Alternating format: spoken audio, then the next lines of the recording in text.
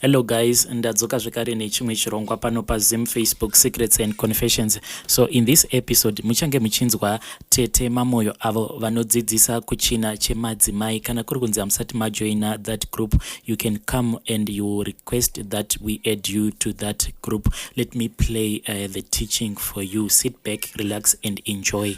Makade pachirongwa chedu chakafukidza dzimba matenga apo muina Tete Mamoyo. Tichienderera mberi nechirongwa chedu apo patinotaura nhau nekudzidzisanawo zvakati siyanei zvinowanika zvichabatsira 1 or 2 people mukurarama. Today ndine nhau yandida kuti timbotibatei nezvayo.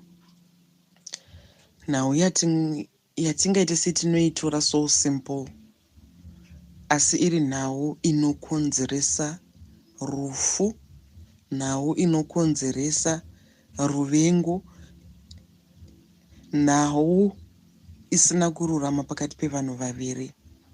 This word I'm talking of is called secret. What are the disadvantages of keeping secret muma marriages edu? Zvinhu here zvatiri kumbofunga nezvazvo? Zvinhu here zvatiri kumbotarisa kuti we end up tave mistrust, distrust, especially once land off, and it's a truly successful marriage. Iri based upon full openness and hama dzangu, and honesty with your mate.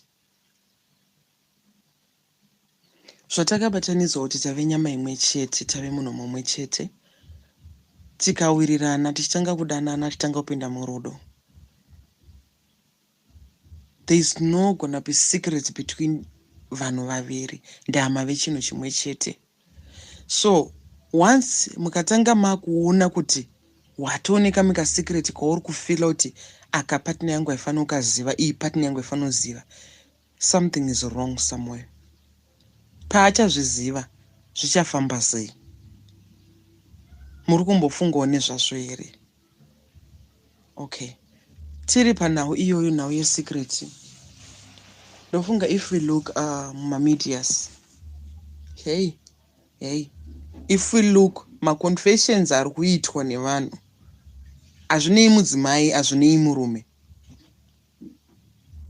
and you are calling it a secret for right now, ne? But pane nguva ichasvika kuti ichazenge sisiri secret, chinhu ichocho chave revealed. Ungararame uri murima sekurarama kwuri kuita right now kuti une secret yauri kuti secret kumwe wako, asi remangwana richange rakuzokukanganisira. It's going to ruin everything because iwe uri kufunga kuti zvauri kuita secret naye. Ndiri panhau yemasecret ipapo, there was another lady akawanikwa nekunokuvara nenhau yemasecrets iyi. They had a fight after she find out about a secret yemurume wake. Because vazobvunza mai, they fight, akakuvara. So chinhu chinonzi secret mumarriage, hama dzangu, hachisi chinhu chakanaka. Hachisi chinhu chakanaka at all. Hachina kunaka. I know kuti it depends on the secret. Zvakafanana nesecret yekuti baba muri kuchita mumba, hamunganodze mudzimai ndiri kuchita naningi, anditi? But the fact yekuti iwewe chinhu ichocho kwakutochita secret, zviri kutokudza kuti chinhu chauri kuita ichi, chawafunga kuita ichi, chakatoipa, ndayatove secret kune mumwe wako. Which means, tick, it's wrong. Watobuda muwei. Ndadai taigona kutya izwi iri, kuritya kuti tisarishandise, ndofunga tisangane nematambudziko akawanda. Ukagona kuzoti izwi iri richandiparadzira imba yangu, you are not gonna do secrets iwe uri mumarriage, iwe uina someone. Speaking of secrets, anditi kune izvezvi vanhu vari kurarama mukati meino nguva. I was laughing some other times zvangu ndichiteerera vamwe varume vaitaura nyaya dzavo tiri kunzvimbo imwe yatanga tiri, achitaura kuti mukadzi wangu iri kadhi raarizivi, kadhi raanoziva nderiri. But who are you deceiving? Haarizivi kadhi iroro kuti haariziva nditi. That money you are misusing it. Dai kuri kuti haarizivi kuti uri kurichengetera kuti paunofunga kuti waakufa kana kuti pauchasiya wanyora will ucharinyora kadhi iroro. Kuti mudzimai wangu, I was keeping this card for you and the kids all along. Aiwa, ikadhi rekuti uri kunoenjoya kunze uko. Those are the types of secrets ekuti hatifane kunge tichimaalawa mumba medu kuti ati distracting. Hatifane tichialawa zvinhu zvakapusa kudaro zvitikanganisire. Ungava ndiwe mukadzi une basa rauri kushanda. Unono uchinyepera murume kuti unotambira mari yakati, unotambira mari yakati. But at the end of the day, murume anoti zvinhu zvauri kutenga nemaitiro auri kuita nemaspendero auri kuita haisi ndiyo yega mari yauri kuti kutambira, asina kukupa mari. So zvimwe zvinhu zvatiri kuita tiri kuzviparadzira tega dzimba dzedu. Chinhu chinonzi secret chinhu chakaipa vadikani. Chinhu chakaipa vadikani. Secret iyi vanorume ngatidzidzei kubva pamasecrets. Waita mwana kunze uko. Many kids izvezvi inherera nekuda kwemasecrets enyu. Vana vazhinji izvezvi vari kutambudzika nekuda kwechinonzi secret yamakaita. Ndofunga if we look way back kare, mumusha sekuru vaiita musikanzwa. Vaita musikanzwa wakaita mwana kunze. Vana tete vaiziva nevamwe vanhu kuti kune mwana ari kwakati. Kana zvichizoda kubuditswa, hazvingobuditswi. Zvine maburitsirwo azvinoitwa. Zvine maitirwo azvinoitwa. Zvine chivanhu zvachinoitwa pachivanhu. Hazvingoitwa ngoti nje, iwe ndine mwana kunze uko, ndaita mwana kunze uko. Handizvo vana baba. Ndiri kuti ngatibvei pamasecrets, ngatiburitsei masecrets aya tichiri vapenyu. Ngatiburitsei nhau idzi dzese idzi tichiri vapenyu. Musonongurewo vana vari kunze ukoko, vari kutambudzika. Ndimi makazvitanga, makanotsvaga kuti muite secret, handiti secret affair. Ikaguma yazokuita kuti muite mwana ari secret. Moda kufa mwana ye ari ngori secret. Muri kumbofunga kuti mangwana pachaita dambudziko rinonzi kuri kuda hama dzababa vako, anonangepi? Amai havana history yekumba kwenyu, makangosangana mukaita zvamakaita. So masecrets edu aya akaita sakafanana neiwayo ngatiwanikei tichiwana 1 2 3 people vekuti titaure. Tataura nevanhu vechikuru votiudza how do we do this. Mai ava vanofana kuti varipwe, nhau idzi dziwanikwe nekunoburitswa dzitaurwe, so that family izive kuti kune musikanzwa wakaitika kudzoko asi mwana we atambirwa mumusha. Musi wamunonzi mafa mwana iye hapo pawiyo. Zvatorova zvakadaro, but uwaomesera mwana we upenyu hwake. Hakuna mwana anorarama achinzi mwana we hana baba, because vanhu vairi vakasangana kuti vakwe chinhu chinonzi mwana. Saka ngatibvei ipapo varume pamasecrets. These secrets are not only for men. Muriko madzimai. Muriko madzimai. Mune nyaya dzenyu dzamuinadzo. Umwe neche anotozviziva kuti mwana wandinaye uno haasi mwana wababa.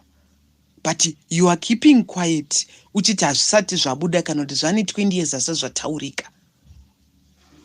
Asi iwewe mukati memwoyo wako hausi kurarama zvakanaka, uri kurarama in fear, uri kurarama uchingovhunduka. Pada pane zvinhu chaitika, pane chinhu chadii. Zvakaoma kuti muzvitaure, hazvina kunaka zvamakaita. Zvinhu zvekuti maifana kuzviavoida kuti isave secret, isazokuomere mukati mezuva ranhasi. But because you did it, face your consequences. Buritsai nyaya dzenyu muchiri vapenyu. For the sake of vanava. Varipo vakapiwa vana nanabamunini. Makapiwa vana nevamwe varume zvanetsa pamwe mumba kana kuti madii. Pamwe mistake yamakaita, wakagezera munhu pamuviri, ukabudirira ukarurwa ukachata. Ugere mumba umarriage, you are happy. Kuchema kumwe kwamunenge muchita muchiti murume andishungurudza, murume andidi. Inhau yemasecrets enyu amuri kusafira. Inhawi, do you know kuti zvinhu zverima zvamunenge muchiti muri kuita muchirarama muri mukati merima hakuna kwazvinotisvitsa. They will hunt you until you confess. And you never have peace until you confess. Ngatibvei pamasecrets, hama dzangu. Pada ndiwe musikana, uri musikana waibvisa mimba, waidii. Masecrets ako ega waita iyayo. Isecret yako yega waita, warorwa wachata, nhumbu candigate. Mwana wamwena ari kutambudzika kuti mwana handizvari here, handidi here, nyamba ndiwe you are dirty. At least buritsai masecrets enyu. Ukaona zvarema kuti utaurise secret yakaita sei kuti waikuraya ulalong usati warorwa. Tsvaga munhu wekuti unotaura naye. Wogozokumbira ivo musiki mhosva dzawaipara idzi. So that your way will be clean. So that you haurarame uine stress uchizoti zvandakaita zvipada ndo zviri kuita kuti zvinhu zvisaitike. Ngatidzidzei kubuda pachokwadi. Ngatidzidzei kubva. Dzidza kurarama upenyu hwekuti hauna secret man. That thing is very dirty. Ngatibvei mumasecrets. Especially vanhu vakaroorana ngatidzidzei kubva mumasecrets. Ngatibudei muchinonzi secret. Nyandamba chinonzi secret chiri kuzoparadza dzimba. Amen. Find out kuti mwana hasi wake watemwa nedemo. Mai vazozviziva kuti wangoine vana kunze uko, imba yaparara. Ende unyatsoziva kuti I love my wife. Yes, I messed up big time, but I love my wife. But because hauna kunge wafunga, wakasira wafunga kuti no, iyi mhosva ndapara, inofanira kuti izikanwe naasekuru. Vana sekuru vondiudza kuti tonodii kuti tiripe mudzimai uyu, kuti mwana waye azikanwe kuti aripo. Murimo imomo mukurarama matiri kurarama, we are doing dirty things. Nekuda kwewedhi rinonzi secret. Ana bankuru muri kurarana namai nini. People, you are just doing chimwe. Chandiri kungonyanyoda kutaura nezvacho iwedhi rekuti ramuri kuti secret. Chiri kuita uchizoita secret chii? Inawe kuti muri kuita zvinhu zvakaipa. Saka ngatibve ipapo pakuitirana masecrets. Kana usina secret, which means your life is clear. Hauna chinokupa stress. Uri kurarama nemudzimai wako, ukurarama nemurume wako. Vana ndevenyu mese muri tu. Zvese zvamuri kuita you are doing tu. Hapana chinonzi aiwa ichi hafani kuziva ichi hafani. Ichocho kwanza ukaona chinhu chatotanga kunzi chimunhu hafani kuziva, chiriwe kuti chatoipa. Amai hafani kuziva kuti ndine mari mukadhi. Muda kuzozikanwa nani kuti mune mari. The minute yasiri kuziva kuti une mari mukadhi, the minute you are going to spend that money with other ladies. Ngatibvei ipapo pamasecrets. Ngatidzidzei kutaurirana. Ngatidzidzei kubudirana pachena, so that we live. Tirarame mune zvakanaka. Se marriage isina kuti. Most of the times you are not in the mood nemudiwa wako. Because une chinhu chiri kukudya mukati mepfungwa. Pachichazobuda ndichazvifambisa sei? Ngatigadzirisei hunhu hwedu kubva kuna ana baba kusvika kuna ana mai. Hazvina kuti idivi one. Ngatigadzirisei hunhu hwedu. We see ma confessions ari kuitwa kunze uko. Dirty things. Ndati isecret panguva ino yauri kurarama mudikani. But kumberi uko pazvichaitwa reviewed, uchaona kuti haisi secret. Wazviuraya. You are killing yourself with something, a small thing chekuti unokwanisa kungoti uti aiwa. Yes, ndakakanganisa. Kana zvichigadzirisika, zvogadzirisika. There's other story I read about Murora ari kusangana naatezvara. Muri kuwanika muchinoita bonde atezvara nemurora. Isecret yamuri kuti muri kuitai. Murora ari kuti ari kuwanikwa nekunofixa murume wake nechipfambi chaari kuita. But that's not the way how to fix things. That's not the way how to fix marriage. Nda iwewe watove more than murume wako. Secret yenyu muri kuti secret painombuda uri kumbozifunga kuti hama dzako dzichatozvitora sei kuti wangochirana naatezvara. Will you think they will support kuti wangochizvita bhozi mwana wavo avanetsa? That's dirty. very dirty. Saka, let's try to avoid my secrets muma marriages edu. Ndati ukaona watotanga kutora left side yako wega, watobuda mu right side yangu chifamba nemwe wako, ziva kuti marriage yako yatotanga mawani. Watorasika, watotanga kuuraya marriage yako yawakaplanned for so long. Ngatibvei pachinjinonzi secret. Yes, you cannot tell your wife you are cheating. But once cheating yacho yakulead kuti waita mwana, you have to. Because ndiwo wakazvitanga. When you were doing whatever you were doing, were you thinking of all these consequences? Were you thinking kumberi kuti zvichafamba sei? Wakaita uchiziva kuti zvichazvifambisa sei? Now you are living in fear. What if she know what is going to happening? Saka hama dzangu ndati ngatibvei pama-secrets. Anditi, kana angave ma-secrets emumusha, atinoti mumusha, hapana secret yaungati iyi my wife hafani kuzviziva. Secret. But matove chinhu wani. Zvinhu zvekuti mwako akazobata phone ona pakataurwa nyaya yekunzi zvakati, ende iwe uchimuhide. How is she going to feel? Because she's part of you, she's part of your family now. Kana ungave uroi uri kutaurika mumusha, ungave chi, vanhu varida kufamba, vanhu vanoda kudi.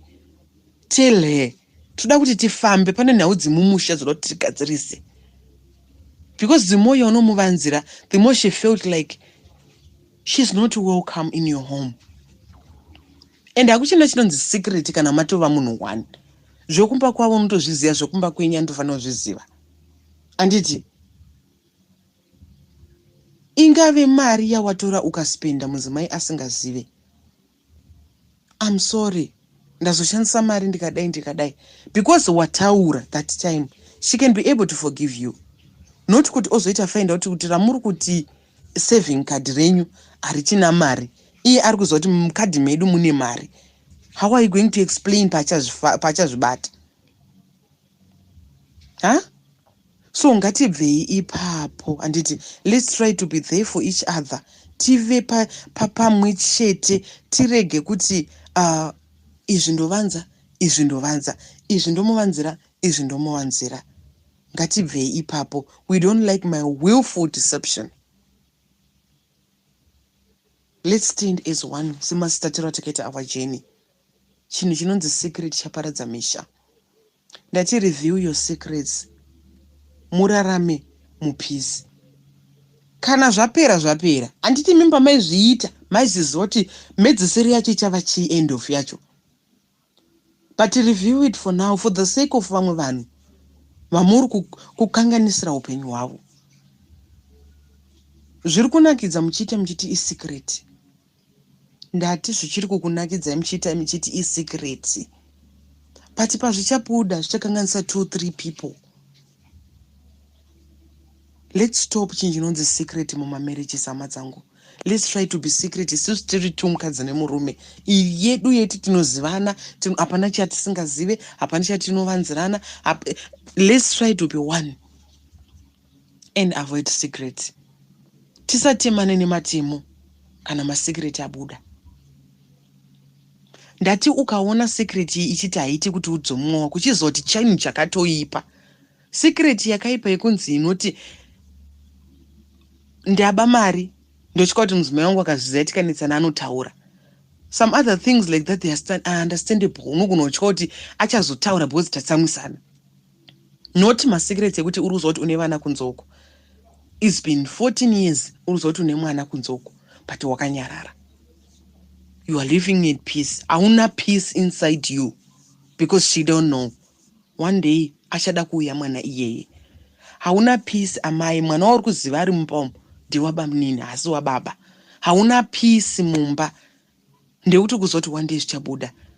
Let's avoid my secrets so that we stop killing each other. Ngatimirei ma secrets. Tinonzwa nekutemwa nematemo madzimai. Tinonzwa nekuurayana. Tinonzwa nekudiwa nababa. Let's avoid my secrets nai. We are there to keep on supporting my marriages edu so that they go along. We can't get along if we're hiding things. mumwe nemumwe ubata kuti ndabata chakati, and let's learn to communicate. Waunoti mumwe wangu ari kundiitira secret, let's learn to communicate. Mudiwa wangu, I don't like this, ngatidzei kudzorana mudzidzi mune rudo handidzi, so that we can manage, we maintain this thing that we call love to last for so long. We cannot last for so long tichitirana masecrets nai.